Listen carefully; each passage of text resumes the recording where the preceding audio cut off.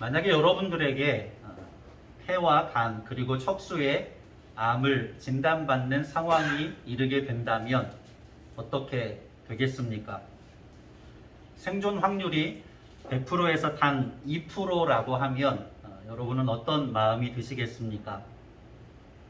그러한 절망적인 상황 속에서 희망을 노래할 수 있을까요? 아마 저 같으면 어느 깊은 산속 수양관 같은 데 들어가서 죽음을 준비하지 않을까 하는 생각을 해봅니다. 그런데 이것도 어쩌면 당해보지 않았기 때문에 생각할 수 있는 낭만적인 이야기일 수도 있을 것입니다. 어느 순간이 되면 몰핀과 같은 마약을 맞아도 그 고통이 줄어들지 않는 상황을 맞닥뜨릴 수 있을 것이기 때문이지요. 목회자 코너를 보신 분은 아시겠지만 제인 마르크 제프스키라고 하는 미국의 여자 가수가 있습니다. 실제로 이 제인 마르크 제프스키라고 하는 여자 가수는 폐와 간 그리고 척수에 암 진단을 받았습니다. 그랬던 그녀가 한 오디션 프로그램에 나와서 희망을 노래하는 거죠. 인터뷰를 하는 것을 영상으로 제가 보았는데 이런 이야기를 합니다. 생존 확률 2%라고 하는 것이 대단한 것입니다. 0%가 아니기 때문에 2%가 가지고 있는 그 힘을 저는 믿습니다. 라고 하는 인터뷰를 하는 것을 들을 수 있었습니다. 그리고 정말 제 마음에 깊은 울림이 되었던 것은 지금 나에게 일어나고 있는 나쁜 일보다도 나는 훨씬 더 강한 사람이라는 것을 모든 사람이 알았으면 좋겠습니다. 이렇게 이야기하는 인터뷰를 들을 수 있었습니다. 그녀가 부른 노래의 제목이 It's OK라는 노래였습니다. 괜찮다라는 노래죠. 괜찮아. 그 노래를 듣고 많은 심사위원들이 다 환호를 질렀습니다. 그리고 그 중에 한 심사위원이 골든 부저를 눌렀습니다. 하늘에서 폭죽이 떨어지더라고요. 골든 부저가 울리면 모든 예선의 과정들을 승략하고 준결승에 진출하는 그런 혜택을 준다고 합니다. 괜찮지 않은 상황이지요. 생존 확률이 2%밖에 되지 않습니다. 간과 폐와 척수에까지 암이 전이되어 있는 상황이지요. 희망을 노래할 수 없는 상황입니다. 그럼에도 불구하고 그녀는 희망을 노래하지요. 과연 그녀가 희망을 노래할 수 있었던 힘이 어디서 나왔을까요? 제가 생각할 때는 그것이 신앙의 힘이라고 확신합니다. 사도 바울이 빌립보서 4장 13절에 우리가 익히 아는 말씀을 고백하지요. 내게 능력 주시는 자 안에서 내가 모든 것을 할 수 있다는 고백입니다. 여기서 말하는 능력은 아주 강력한 슈퍼맨과 같은 힘을 말하지 않습니다. 권력을 말하지 않습니다. 돈이 많은 부유함을 말하지 않습니다. 그것은 어떤 고난과 역경의 상황일지라도 그것을 능히 감당해낼 수 있는 힘이 있다는 것이지요. 누구 안에서? 주님 안에서. 그 말은 무엇입니까? 바울이 말하는 능력은 주님이 능력이라는 거죠. 주님 안에 있는 것이 능력이라는 고백입니다. 주님이 소망이라는 고백이죠. 제가 요셉을 설교하면서 요셉이 참 매력적인 사람이다 하는 생각을 하게 됩니다.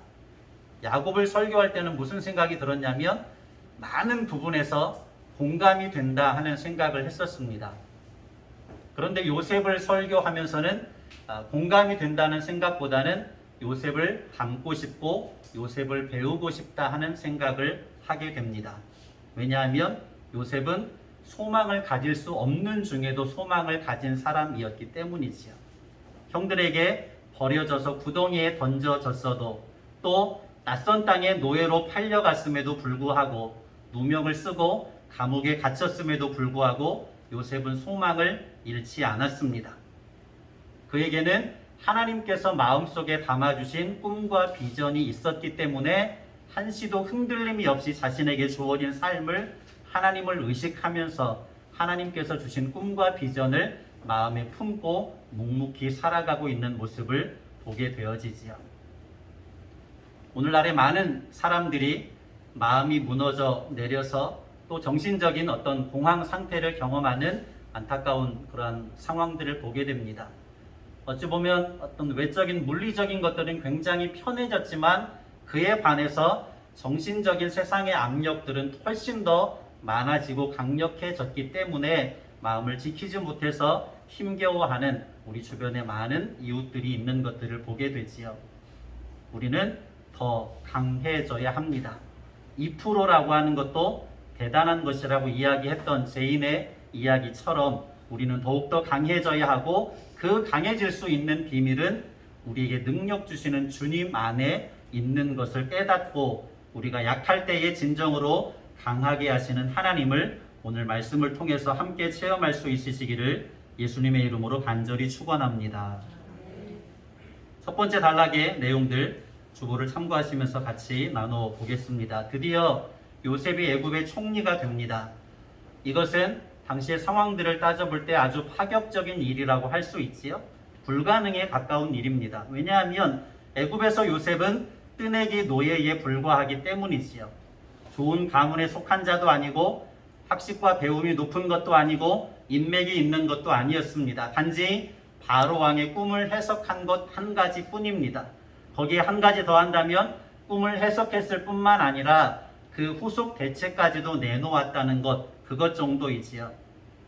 애굽에서 명철하고 지혜 있는 사람을 택하게 하고, 또 7년 동안 풍년이 들었을 때 곡식을 저장하고 7년 흉년을 대비하라고 말한 것, 그것이 요셉이 가지고 있는 전부라고 할 수 있습니다. 그렇다고 해서 뜨내기 노예였던 요셉을 애굽의 총리로 삼을 만큼 당시에 애굽이라는 나라가 주먹구구식의 나라가 아니었습니다. 당시 애굽은 12번째 왕조를 이루어 올 만큼 문화와 문명과 예술이 발전해 있었던 그런 나라였습니다. 그럼에도 불구하고 바로 왕은 요셉을 애굽의 총리로 삼지요. 그냥 일시적인 대우가 아니었습니다. 임시직도 아니었지요. 정식적으로 취임식까지 치르면서 요셉을 애굽의 총리로 삼았습니다. 그와 같은 비밀이 어디에 있었을까요? 41절 이하에서부터 보면 바로가 요셉을 총리로 임명하는 장면들, 그 절차들을 자세하게 나열하고 있습니다. 먼저 어떤 일이 이루어집니까? 바로 왕이 요셉을 애굽의 총리라고 임명하고 선포하는 장면을 41절에서 볼 수 있습니다. 41절 중반절에 보면 내가 너를 애굽 온 땅의 총리가 되게 하노라 라고 바로 왕이 직접 선포하지요. 그 다음에 어떻게 합니까? 자기 손에 있던 인장 반지를 빼내서 요셉의 손에 끼워줍니다. 파격적인 일이지요. 실제로 무엇을 합니까? 세마포 옷을 입혀줍니다.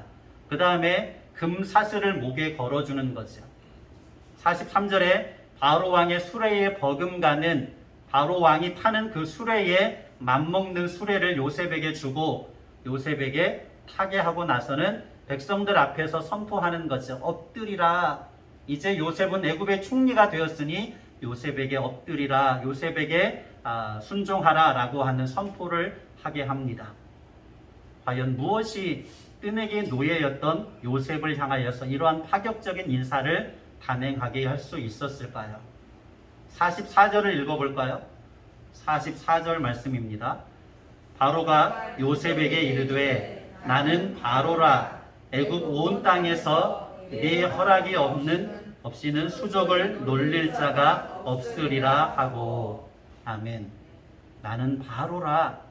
이 말에서 무슨 느낌이 드나요? 나는 바로라. 당시에 바로 왕이 가지고 있는 그 권위의 무게를 느낄 수 있습니다.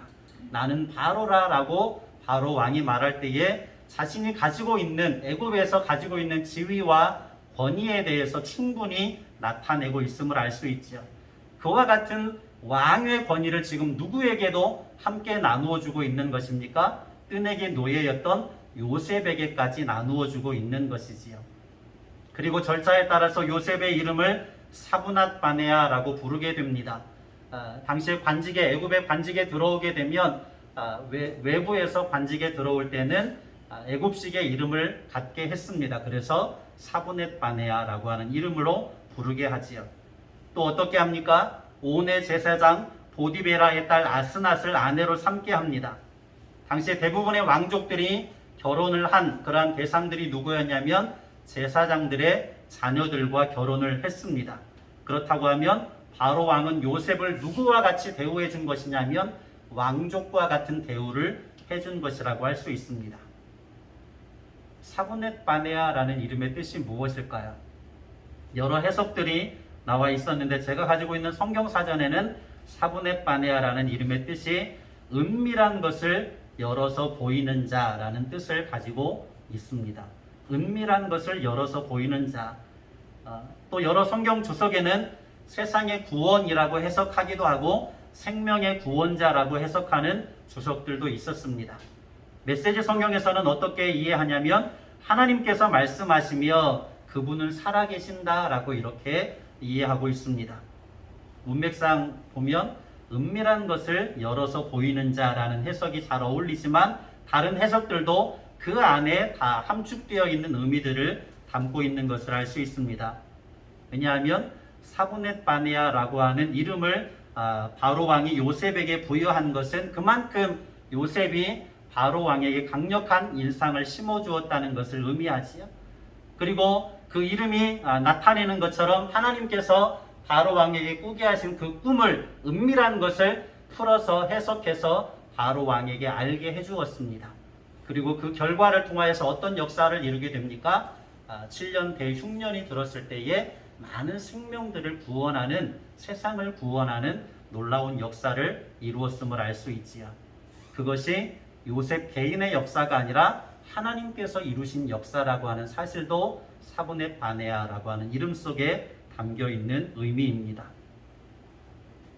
다시 계속되는 질문은 무엇이냐면 무엇이 과연 뜬에게 노예였던 요셉에게 바로 왕이 파격적으로 애굽의 총리라고 하는 지위를 부여할 수 있었느냐 하는 거죠.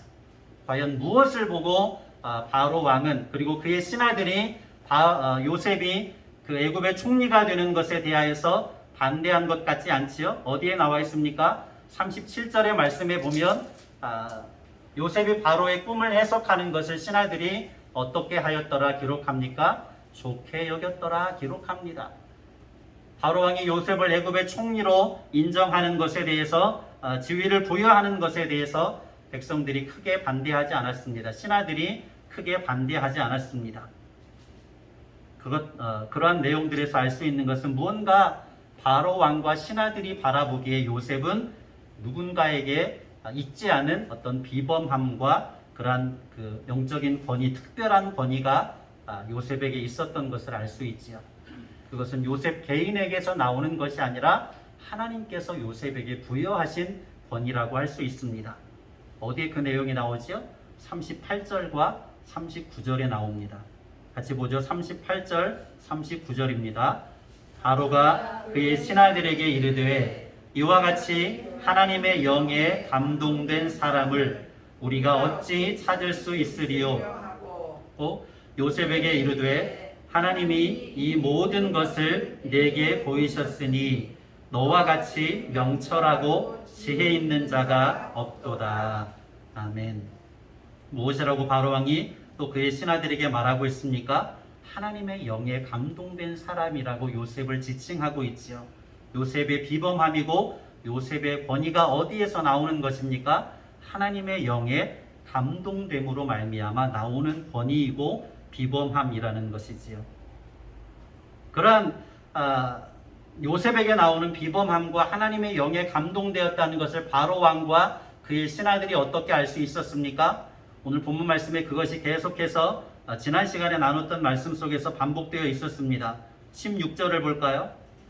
요셉은 자신이 꿈을 해석할 수 있는 그 모든 비밀이 자기가 지혜로워서가 아니라 하나님의 주신 지혜로 말미암아 해석할 수 있는 것임을 계속해서 바로 왕에게 말씀했습니다. 16절입니다.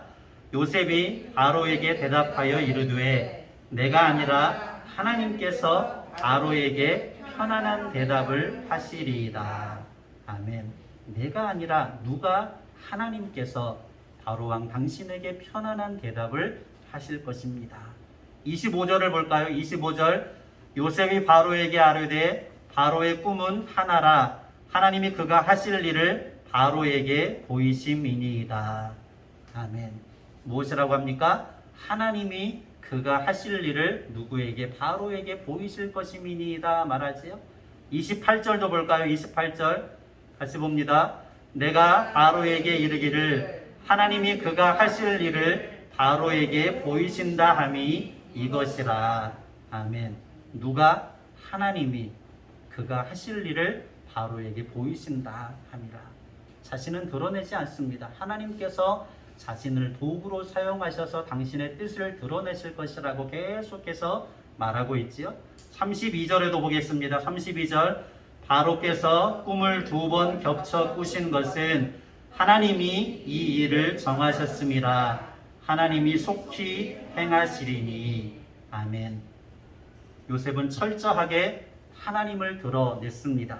바로 왕과 신하들이 요셉이 꿈을 해석하고 그에 대한 모든 대책들을 내놓을 수 있는 지혜가 어디에서 나오는 것인지를 알 수 있었습니까? 하나님의 영에 감동되었기 때문에 요셉이 바로 왕의 꿈을 해석할 수 있었고 그에 대한 대책들을 내놓을 수 있었음을 알게 되었다는 것이지요. 비슷한 예가 구약 성경에 또 한 번 더 나와 있지요. 어디에 나와 있습니까? 구약 성경 뒤로 가면 다니엘서에 나와 있지요. 다니엘이 느부갓네살 왕, 바벨론의 느부갓네살 왕의 꿈을 해석합니다. 한번 찾아보죠. 다니엘서 2장 47절과 48절입니다. 구약 성경 1235쪽.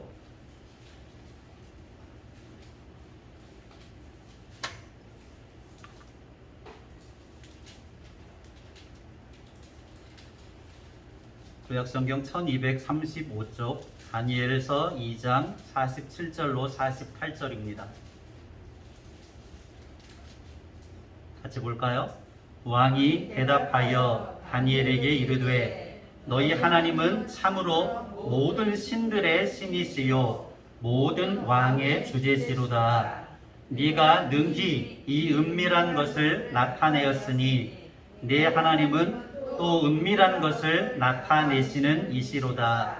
왕이 이에 다니엘을 높여 귀한 선물을 많이 주며 그를 세워 바벨론 온 지방을 다스리게 하며 또 바벨론 모든 지혜자의 어른을 삼았으며. 아멘. 다니엘이 이렇게 느부갓네살 왕의 꿈을 해석할 수 있었던 것은 요셉과 다른 것이 한 가지 있는데 느부갓네살 왕은 자신이 꿈 이야기조차도 말해주지 않았습니다. 그래서 바벨론의 모든 지혜자들이 다 와서 느부갓네살 왕에게 당신이 꿈 이야기를 우리에게 들려주시면 우리가 능히 그것을 해석해 드리겠나이다. 다 말하지요. 그런데 느부갓네살 왕은 어떻게 합니까? 내가 어떤 꿈을 꾸었는지까지 말하고 그것을 해석하라고 하지요. 그것을 누가 해냅니까? 다니엘이 해내죠. 다니엘이 그것을 할 수 있었던 비밀이 어디에 있습니까? 다니엘서 1장 17절입니다. 다니엘서 1장 17절이지요.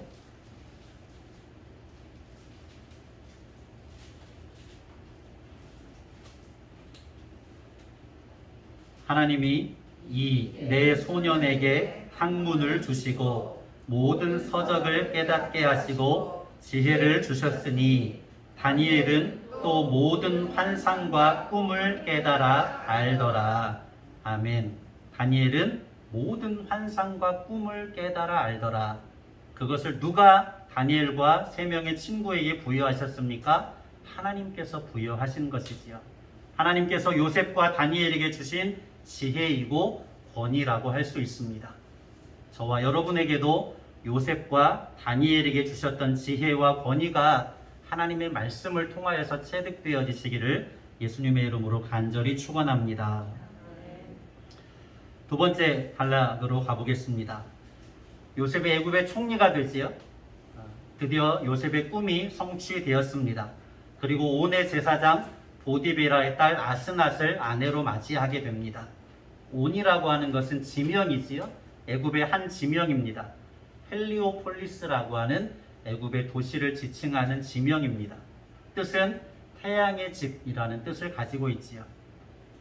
그리고 그곳은 애굽의 그 태양신이었던 라라고 하는 신을 섬기는 신전이 있었던 신전의 도시입니다. 그래서 태양의 집이라는 이름이 붙은 거죠. 보디베라는 그 라라고 하는 태양신을 섬기는 제사장입니다. 그의 딸 아스낫은 이름의 뜻이 애굽의 여신 네트라고 하는 여신이 있는데 아스낫의 이름의 뜻은 애굽의 여신 네트에게 속한 자라는 뜻입니다. 그렇게 바로 왕이 요셉을 보디베라의 딸 아스낫과 결혼을 하게 한 것은 앞서 말씀을 드렸던 것처럼 요셉을 왕족으로 대우한 것이고 그에 따르는 권위를 요셉에게 부여한 것입니다. 보디베라의 권위는 무엇이었냐면 태양의 집 라의 신의 제사장이었음과 더불어 제사장 중에서도 상당한 지위에 있는 그 많은 제사장들을 관리하는 역할을 했던 지위를 가지고 있는 제사장이 보디베라였습니다. 그렇다고 하면 그 당시 애굽에서 상당한 지위를 가지고 있었던 사람이라고 할 수 있는 거죠. 그의 딸 아스넷과 요셉이 결혼했다는 것을 무엇을 말합니까? 보디베라의 권위가 누구에게도 연결되었다는 것을 말합니까? 요셉에게도 연결되었다는 것을 말합니다. 요셉에게 무엇이 생겼어요? 배경이 생긴 것입니다. 이 정도 되면 요셉은 더 이상 뜨내기 노예가 아니지요. 이제 과거를 잊고 완전히 새 사람이 될 수 있습니다. 아버지 야곱에 대한 나름의 그리움이 남아있기는 했겠지만 자신을 버린 형들에 대한 미움과 분노에 대한 미련을 더 이상 가질 이유가 없습니다.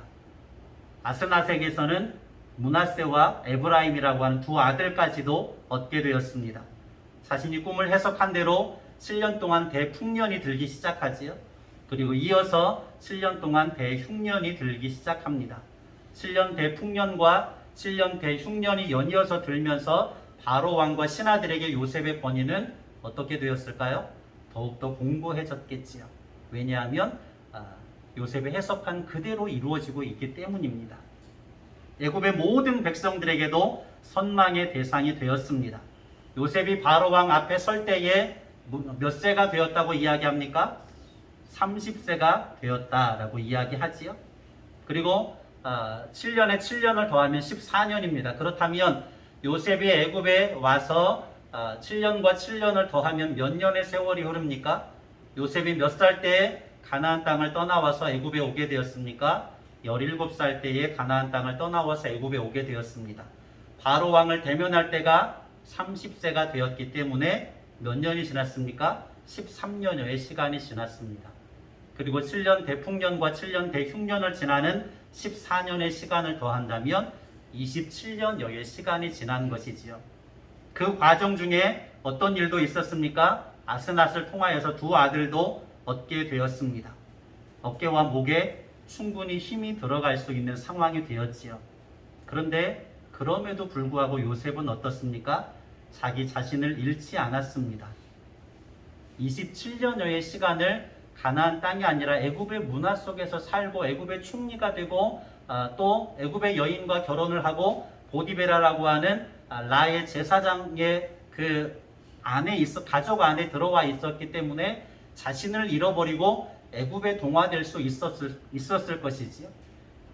보디베라와 아스낫에게 동화될 수 있었을 것입니다. 우리가 열왕기 하의 말씀을 보면 누구를 알 수 있습니까? 북왕국 이스라엘의 아합 왕을 알 수 있지요. 그가 누구와 결혼을 합니까?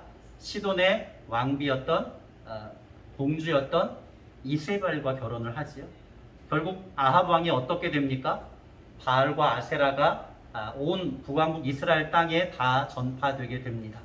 그리고 이세벨에게 동화되어서 그 수많은 악한 정책들을 펼쳐 나아가게 되죠. 그런데 요셉은 아합과 같이 되지 않았습니다. 오히려 아스낫이 요셉에게 동화되었던 것을 알 수 있는 것은 나중에 야곱이 애굽 땅으로 내려와서 두 아들 므낫세와 에브라임을 양자로 삼는 과정을 볼 수 있습니다.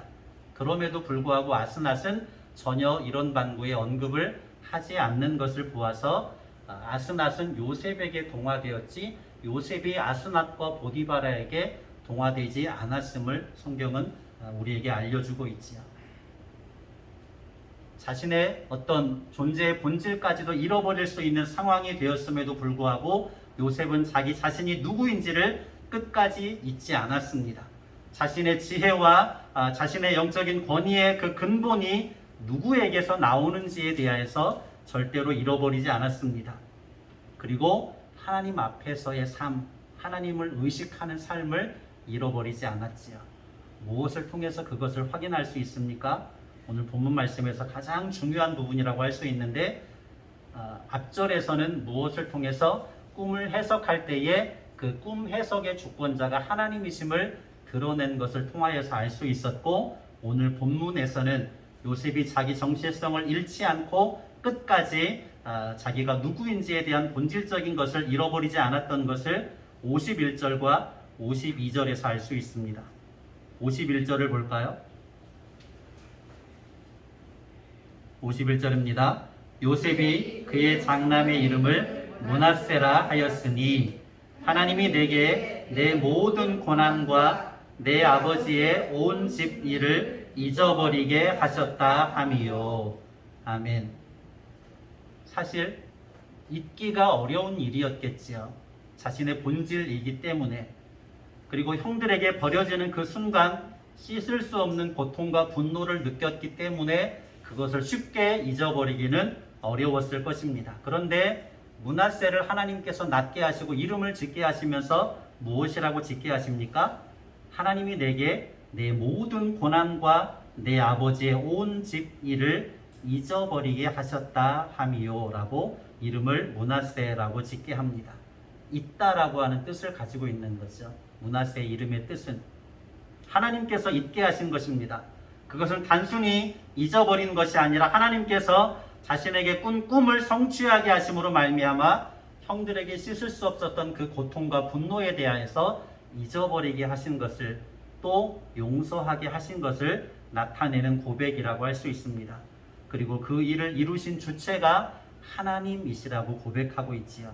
하나님이 내게 내 모든 고난과 내 아버지의 온 집 일을 잊어버리게 하셨다 함이요. 그리고 이어서 52절에 말합니다. 52절도 같이 볼까요? 차남의 이름을 에브라임이라 하였으니 하나님이 나를 내가 수고한 땅에서 번성하게 하셨다 함이었더라. 아멘. 여기서도 주체가 누구입니까? 하나님이시지요. 내가 지혜로워서, 내가 잘해서 고난을 잊어버리고 내가 이렇게 성공하게 되었다 말하지 않습니다. 하나님이 나를 내가 수고한 땅에서 번성하게 하셨다. 자신의 고통과 형들에 대한 분노를 잊어버리게 하셨을 뿐만 아니라 자신의 삶을 복되게 하셨음을 찬양하고 있는 것입니다. 자신에게 부여하신 꿈을 이루게 하신 것에 대하여서 하나님을 높여드리고 있는 것을 에브라임이라는 이름 속에 담고 있습니다. 자신의 삶의 주권자가, 주체자가 하나님이라고 하는 것을 잊지 않고 있는 것입니다. 요셉이 이방 여인인 아스낫과 결혼한 것이 어찌 보면 언약의 대를 잇는, 언약을 이어가는 주체자로서 하나님의 뜻에서 어긋나는 것처럼 보입니다. 그런데 요셉의 상황에서 하나님께서는 그것을 묵인하고 계시지요. 왜냐하면 바로 왕이 그렇게 나는 바로라라고 하는 권위로 요셉에게 보디베라의 딸 아스낫과 결혼을 하게 했기 때문에 그것을 거부할 수 없는 상황이기도 했습니다. 그런데 이것이 빌미가 되어서 자칫 요셉이 보디베라와 아스낫에게 동화될 수 있는 위험성이 분명히 있었습니다. 그만한 충분한 시간들이 요셉에게 있었기 때문이지요. 그런데 그럼에도 불구하고 요셉은 자신의 정체성을 잃어버리지 않았습니다. 자신의 삶의 주권자가 하나님이시라는 사실을 잊지 않았습니다. 자신의 지혜와 권위의 모든 근원이 하나님께로부터 나왔다는 것을 잊어버리지 않았습니다. 겸손함을 잃지 않았다라고 하는 것이지요. 성도는 세상에 살지만 하나님 나라의 시민권을 가지고 살아가는 거룩한 백성이지요. 세상에 살지만 세상에 동화되지 않고 어떻게 되어야 하는 사람입니까? 세상과는 구별되는 사람이어야 합니다. 성도는 세상에 살아가지만 성도의 정체성을 잃지 않고 살아가야 합니다. 우리의 삶의 주권자가 누구이심을 잊지 않고 살아가야 합니까? 하나님이심을 잊지 않고 살아가야 합니다. 세상에 속해서 살아가다 보면 세상과 동화될 수밖에 없지요. 얼마나 매력적인 세상입니까? 얼마나 좋은 것들이 넘쳐나고 있는 세상입니까? 하고 싶은 일들이 얼마나 많은 세상입니까? 자칫 그것들의 마음을 빼앗기다 보면 하나님을 잃어버릴 수 있습니다. 그러나 성도는 세상에 속하여 살지만 하나님 나라의 시민권을 가지고 내가 누구인지에 대한 하나님의 거룩한 백성 성도라고 하는 사실을 잊지 않고 우리의 삶의 주권자가 하나님이심을 잊지 않고 믿음의 삶을 살아나가야 하는 존재인 것을 다시 한번 여러분의 마음속에 새길 수 있으시기를 예수님의 이름으로 간절히 축원합니다. 정리하죠. 요셉은 예수 그리스도의 그림자이고 모형입니다. 그래서 요셉의 삶이 중요하고 가치가 있지요. 46절에 무엇이라고 이야기합니까? 요셉이 애굽 왕 바로 앞에 설 때에 몇 살이 되었다? 30세가 되었다고 이야기합니다. 예수님께서 공적 사역을 시작하시는 나이가 언제입니까? 30세가 되었을 때에 공적인 사역을 시작합니다. 성경의 법칙 중에 하나가 고난 후의 영광이지요. 고난의 과정을 지난 후에 하나님께서 영광스럽게 하십니다. 예수님께서도 어떻습니까? 십자가의 고난의 과정을 지나신 이후에 부활과 승천의 영광을 허락하시는 것을 보게 되지요. 요셉의 삶이 어떻습니까? 형들에게 버려지고 애굽의 노예로 팔려지고 무명을 쓰고 감옥에 갇히는 그 고난과 역경의 시간들을 지난 후에 애굽의 총리가 되는 영광을 허락하셨던 것을 알 수 있습니다.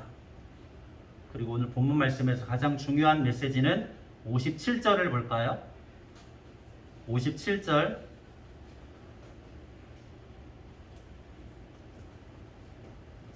57절 같이 봅니다.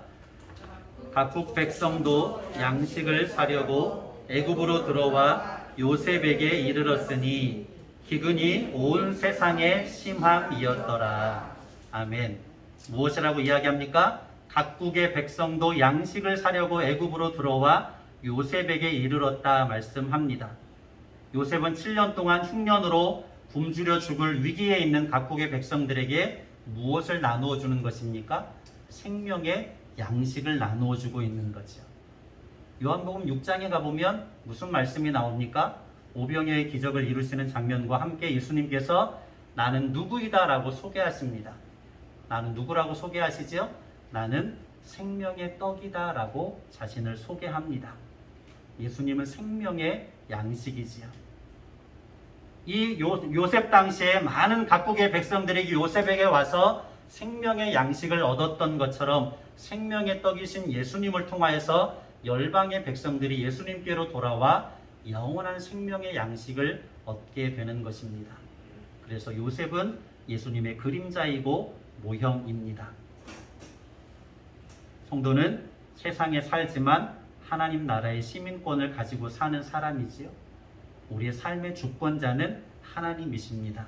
하나님 앞에서의 삶을 살고 하나님이 주시는 꿈과 비전을 품고 살고 하나님의 거룩한 백성 성도로서의 구별된 믿음의 삶을 살아나가시기를 예수님의 이름으로 간절히 축원합니다. 그리하므로 우리의 삶을 통하여서 많은 사람들이 생명으로 나아오는 아름다운 역사를 이루어 가시기를 축복합니다. 고마우신 아버지 하나님 감사합니다. 요셉의 삶을 통하여서 하나님께서 요셉에게 부여하신 지혜와 권위를 배우게 됩니다. 우리가 요셉을 배우고 닮을 수 있기를 원합니다. 요셉에게 주셨던 지혜와 영적인 권위를 체득할 수 있게 하시고 그 요셉의 삶을 통하여서 7년 대흉년을 많은 각국의 백성들이 생명의 양식을 얻음으로 생존할 수 있었던 것처럼 우리가 목양교회 안에 우리 안에 예수 그리스도로 말미암아 이 지역사회의 많은 사람들이 교회 안으로 들어와서 영원한 생명을 얻게 할 수 있는 아름다운 역사를 이루어가게 하여 주시옵소서. 우리가 오늘의 시대를 사는 요셉이 되게 하시기를 간절히 축복하며 예수님의 이름으로 기도드립니다. 아멘.